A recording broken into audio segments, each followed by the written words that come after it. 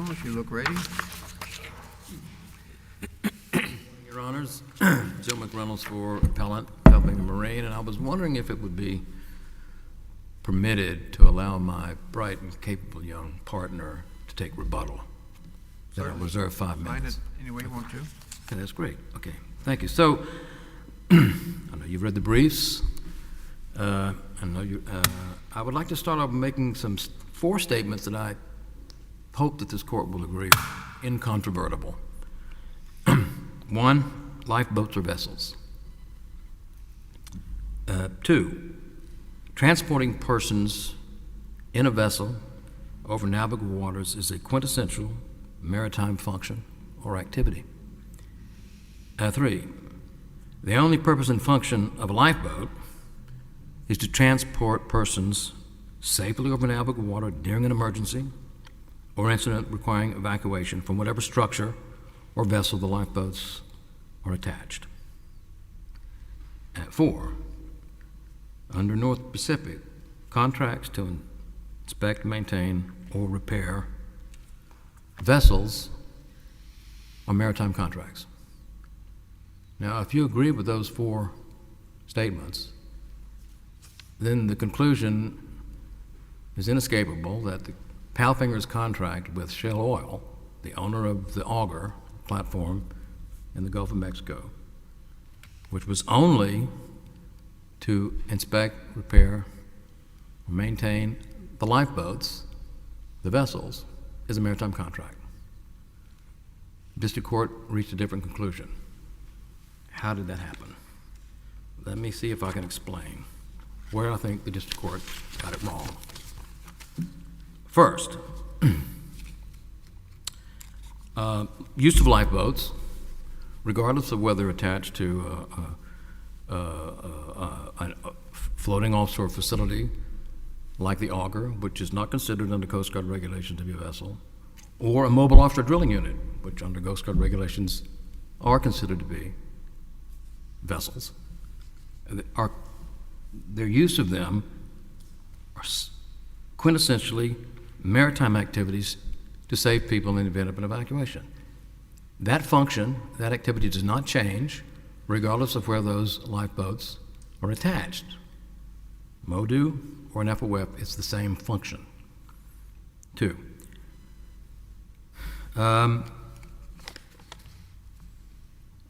I think we can start with the court's reliance on Grand Isle versus Secor. It's where the analysis went wrong. Now, if you recall, that was an en banc decision. It involved 2 contracts, contract between BP, the owner of the platform, and Grand Isle, which was a contractor who was retained or hired to repair or maintain the platform itself, an offshore facility, which is not a vessel, and a separate contract with Secor, which was a transportation contract to carry the employees of the contractors back and forth to the platform. There was no dispute, I don't think, and it wasn't really relevant to the analysis of the decision that Secor's contract as a transportation contract was a maritime contract. The question had to do with what was the nature of Grand Isle's contract. Both contracts were identical in form and language. They both contained what are called reciprocal indemnity agreements, just like the contract here with Palfinger. And the intention of BP was to enforce those reciprocal indemnity agreements between the 2 contractors who had no contractual relationship with each other. And Judge Southwick, I know you were on the dissenting decision on of that case, but the conclusion, the en banc conclusion of the majority of the court, was that determining the situs of the location of the performance of the contract was determined by where the majority of the work under the contract was performed as opposed to where the injury occurred, which was on the vessel owned and operated by Secor. Given that situs test, and given the fact that the contract with Grand Isle was a contract to repair or maintain the platform, It wasn't a maritime contract.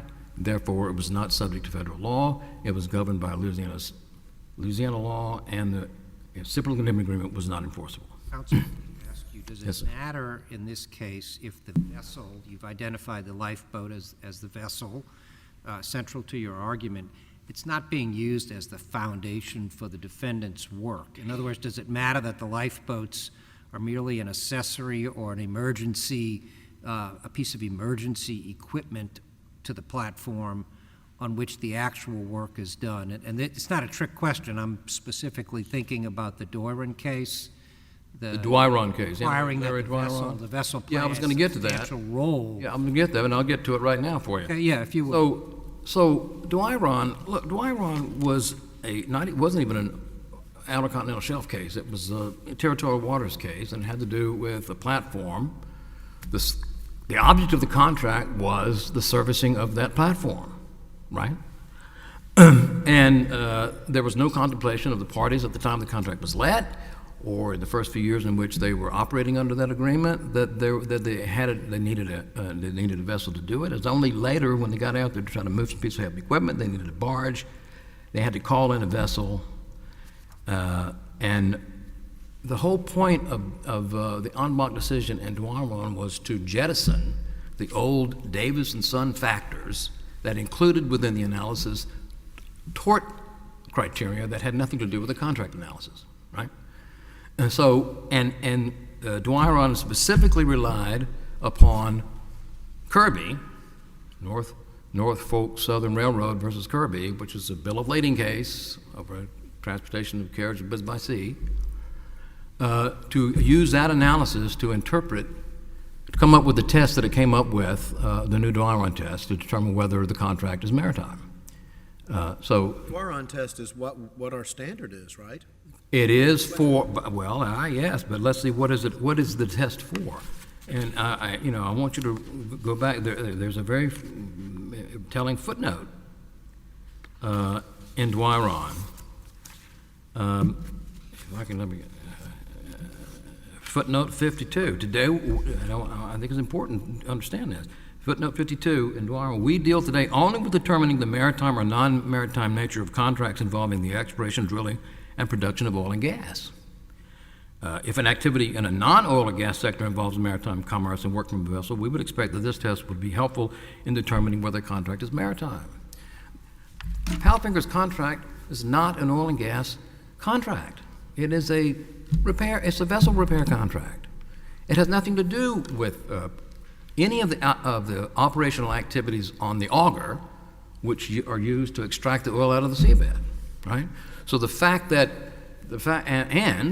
bring it back to what I was saying about Grand Isle, the reciprocal indemnity agreement is in the contract between the platform owner, here, Shell, offshore, equivalent to BP in Grand Isle, and Palfinger, which is the vessel repair contractor, similar to the Sea Corps transportation contractor. So your question, what does it matter where they do the work? If you're going to accept Kirby's command, which was taken strictly right out of North Pacific, that when you're conceptually analyzing a maritime contract, you don't look at where the work is performed or whether a vessel is involved, right? They're not relevant to the conceptual analysis of the nature of the contract. The question is it related to a maritime service, and is it involved in a maritime transaction?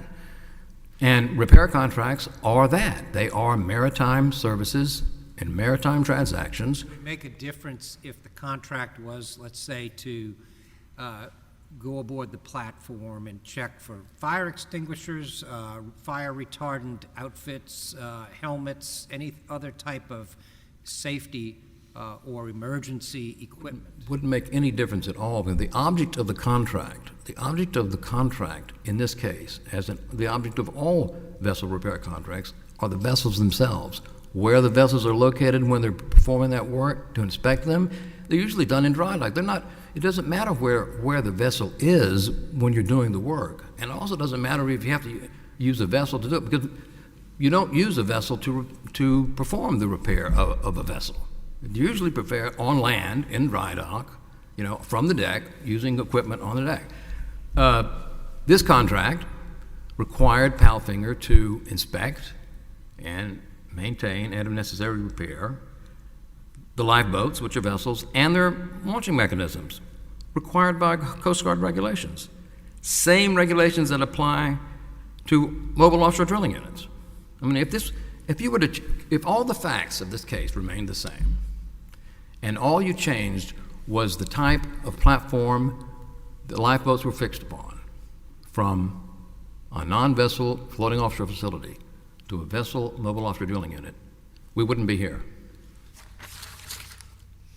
So, and the question is whether that distinction matters in the line of cases that began with North Pacific concerning contracts to repair vessels. And our argument is that no, it doesn't. It doesn't matter if the vessel is attached to a non-vessel platform in the Outer Continental Shelf or a vessel platform in the Outer Continental Shelf. Yeah, so let me ask you about North Pacific, which actually was decided in Kirby, but not for any particularly useful purpose as far as I can tell.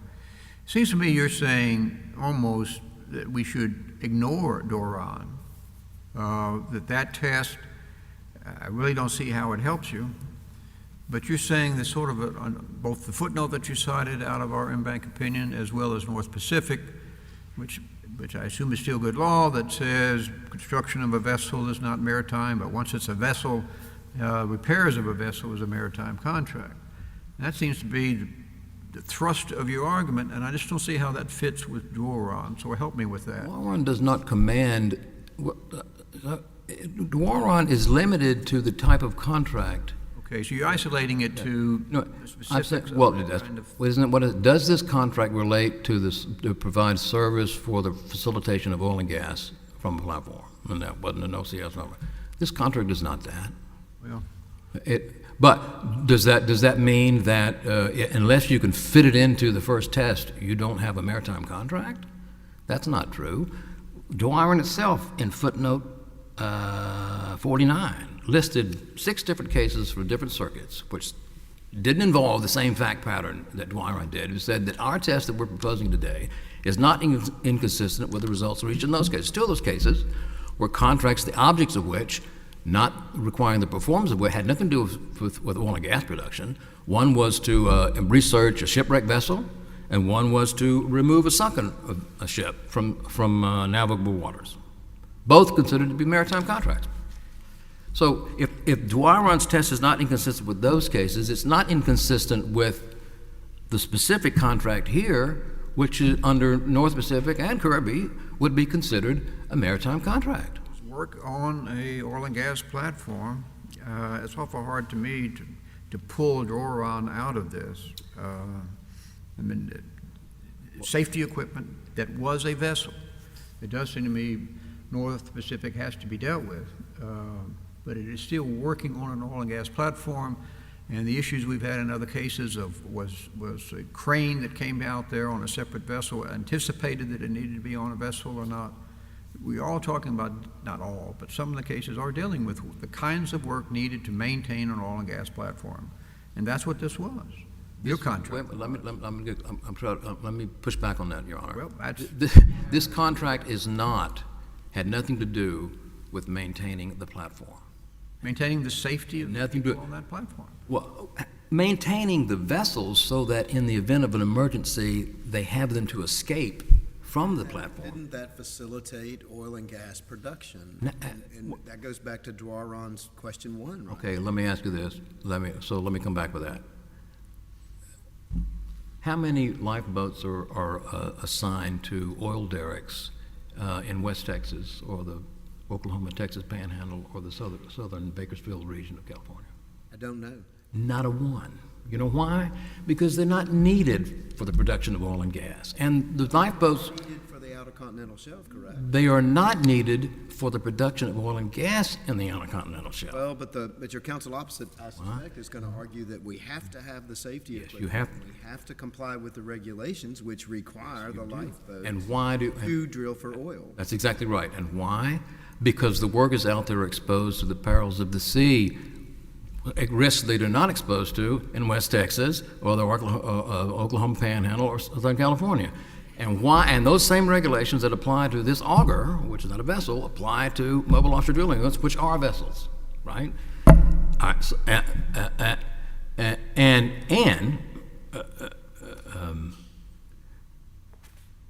when those lifeboats are not being used, in other words, there's no, and the normal operation of the auger, there's no risk, there's no evacuation, there's no emergency, they're never used. They don't use those lifeboats to perform any function on the auger in connection with the extraction of the oil from the seabed. They're there solely in case they need to get off the thing when it's not working. So no, they're not used and they're not needed for the production of oil and gas. They are used and they are needed only for a safe evacuation.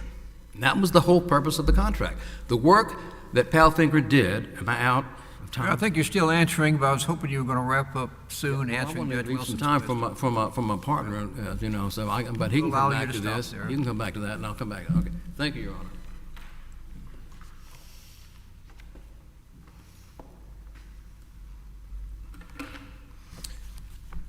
Good morning, and may it please the court. Tom Diaz on behalf of the appellees, and let me address a couple of issues that were just raised here. And the first, well, actually, let me raise an issue that wasn't addressed, period. And I think it's no coincidence in the last 20 minutes of oral argument by Palfinger, by Mr. McReynolds, that the words maritime commerce were never uttered. And maritime commerce is the premise and the foundation of the application of maritime law. That was reinforced in the Dwaron en banc decision. It was based on the Supreme Court's 2004 decision in Kirby, and the absence of maritime commerce means that maritime law does not apply. And that was the sea change in Dwaron, and Judge Southwick, you could perhaps provide what I'm trying to divine from Dwaron, and that is the panel decision, which you authored, concluded that the contract was maritime, even though it was very peculiar to downhole operations on a well, but a vessel needed to be brought in order to complete those operations because of limitations on the platform size. And under the Davis and Sons test, the six-part test, ultimately the balance of the facts weighed in favor of maritime. But I think the panel, in the concurring opinion for which you joined with Judge Davis, had misgivings about that conclusion because the ultimate was teeing up the issue for NBAC. Right. And ultimately, in the en banc decision, Kirby was embraced. It said, and Judge Davis wrote, that it lit the path to a new test in the abandonment of Davis and Sons. But what do you do with North Pacific? North Pacific is a case, 1919, that addressed it. On its face, it says the repair of vessels is a maritime contract. Absolutely. And there are two issues that make North Pacific in opposite to the appeal here. And the first is factual. Palfinger did not have a vessel repair contract with Shell. If you look to the purchase order, which is the foundation for the purchase contract, the master service contract, it calls for inspections of the davit systems that hold the lifeboats that are attached permanently, davit systems that is, to the platform. So the inspection didn't have to do with looking at the lifeboats themselves? But it did, and I'm doing the three different elements of the purchase order. The second is the davit cable changeout, which lowers and rises two lifeboats, number 1 and number 3 on the platform. And the third was the inspection of the lifeboats, simply going on the lifeboats and checking to see if they have water bottles, seasick pills, and the like. But North Pacific said vessel repair contracts are maritime. Where in those three elements is there any vessel repair, and there's none? Inspection could determine that repairs are needed. And in fact, here, it did reveal that inspections were Not on needed. the boat itself, but on the corroded cable or chain, right? Correct. That was never performed, and therefore there was no repair. It should have been, but it wasn't here. So we're outside the ambit of North Pacific. But even more fundamental than that from a legal perspective, North Pacific dealt with the repair of a vessel that was under charter to go to Alaska, a vessel that was in maritime navigation. And the court stated that she was under charter for an Alaskan voyage to be commenced as soon as repairs could be completed. And therefore, we have a vessel engaged in maritime transportation for which maritime law does apply to the repair of those vessels. And here, I will agree with only number 1 of Mr. McReynolds' 4 issues that he presented first in his oral argument, and that is lifeboats are vessels. But the next 3 questions reveal that maritime commerce is entirely absent in this case. That those lifeboats are not there in order to protect workers from the perils of the sea. They protect them from the perils of oil and gas operations. Counsel, is it a distinguishing factor that the work here was not done from a vessel, like a crane barge? Judge Engelhardt, I believe it is. And so if you look at Judge Davis toward the latter part of the Dwaron decision, talking about vessels being brought in to perform work, in part with the work being performed by the crew members aboard the vessels, just like you had in Crescent Services, where you had a crane barge brought in, or quarter barges with a crane, or in Barrios, where you have a tug and a barge. Here, there is no vessel that is brought in order to perform the work. And in a peculiar oil and gas context, which the Fifth Circuit has addressed for the last 40, 50 years, trying to divine whether maritime law applies or not, Dwaron appropriately finally asks, are vessels in commerce needed to perform the work? And that is entirely absent here. And Judge Summerhays applied, I think Dwaron is just on all fours with the circumstance we have here. I think it is a fallacy for Palfinger to argue that having lifeboats on the auger tension leg platform somehow do not facilitate the production of oil and gas. It cannot take place without those lifeboats being there, or fire suppression systems, or fast watercraft, or all the safety measures that are designed to protect the safety of platform workers engaged in oil and gas commerce. And ultimately, that is all we have here, is oil and gas commerce. And without it, maritime law cannot apply. And Kirby is the foundation of Dwaron, and Dwaron ultimately asked that. And I believe Judge Summerhays took an extra step in his analysis and noted that the underpinnings of Kirby and Dwaron simply are not met. And Mr. McReynolds did not mention word one about what maritime commerce could possibly be implicated here. And in the absence of it, maritime law cannot apply. And I just need to mention one final thing. In the highly unlikely event that maritime were to apply, this is not a circumstance, as Palfinger had argued in its pleadings, where the case can be rendered on appeal. It would have to be remanded back to the district court, because what has not been presented here is the implications, if maritime law does apply of its own force, how are the indemnities treated? Here, section 19.1 of the contract, which is in the record, the parties chose Texas law. Maritime law allows the parties to choose a law, unlike OXLA, which is a mandatory choice of law provision. Maritime law allows the parties to select that law. Here it is Texas. Unlike in Crescent Energy, Judge Southwick, the parties chose maritime law, so they never had to take that additional step.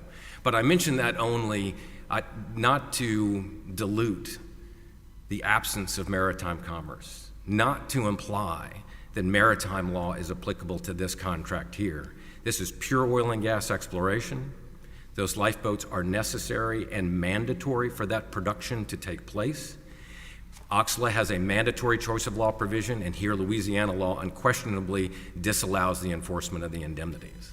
And absent any further questions, I am finished with my oral argument. We appreciate that. Thank you.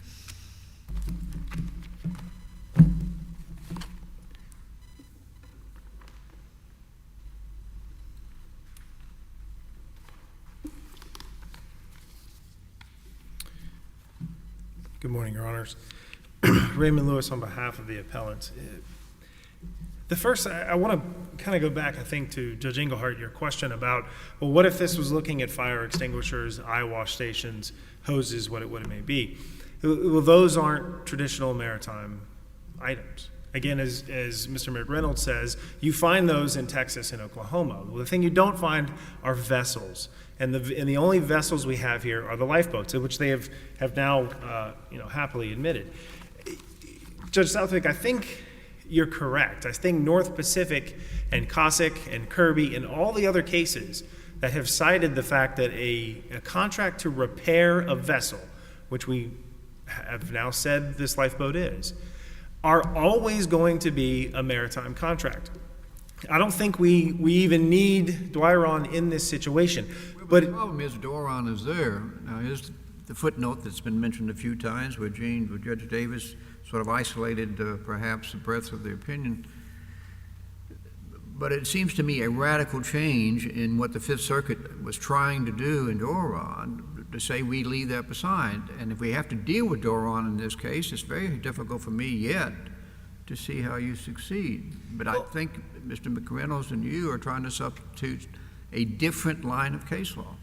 No, I think there's a recognition in all of the cases that there are multiple tests out there. Even in this circuit, you have Barrios, which actually modifies the first test under Dwyron and changes it. And Change it. well, it extends it, but it takes it away from the E&P production context and says, if you're simply services to facilitate activity on navigable waters.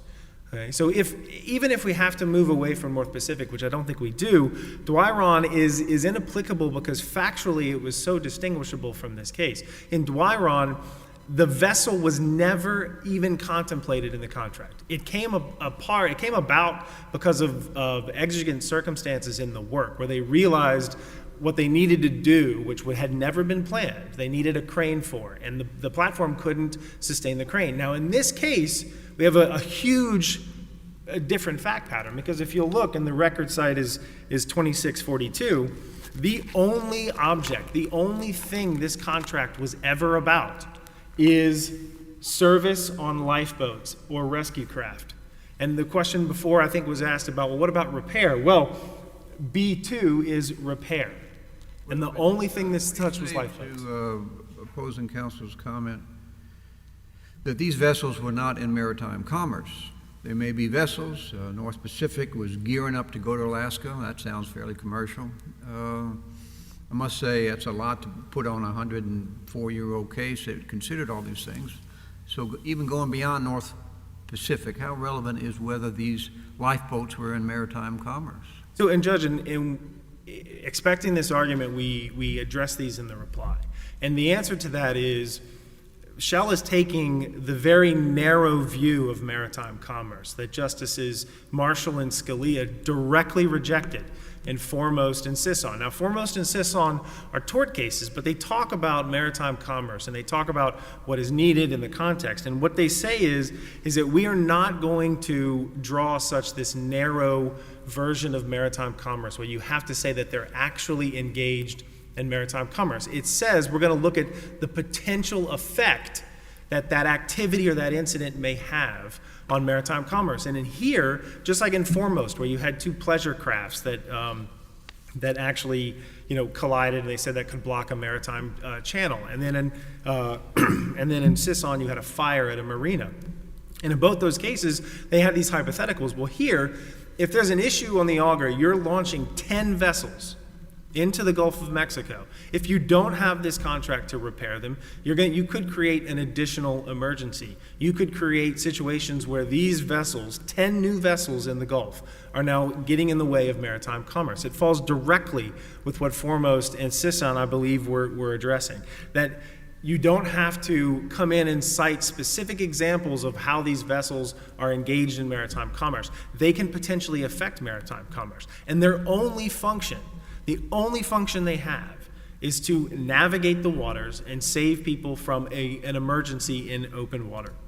And again, I think, Your Honors, if we want to stick to this rigid construction of Dwyron in exclusion of all the other tests that are out there, I think you could still say in this case that Dwyron would find that this contract is maritime, as Your Honor had in Crescent Energy, Judge Southwick. You look at the factors. If they want to say, and Judge Wilson, you mentioned it as well, that if the lifeboats are necessary for oil and gas on navigable waters, we think that's questionable. But if you want to say that, then the second test is met, because the only thing that was ever contemplated by this contract, Record 2642, is work, repair, and dealings with a vessel. All right, Counsel. Thank you, Your Honors. Thanks to all three of you for your presentations this morning. We've had a short week of oral arguments. This was the last of the 3 days. We are adjourned.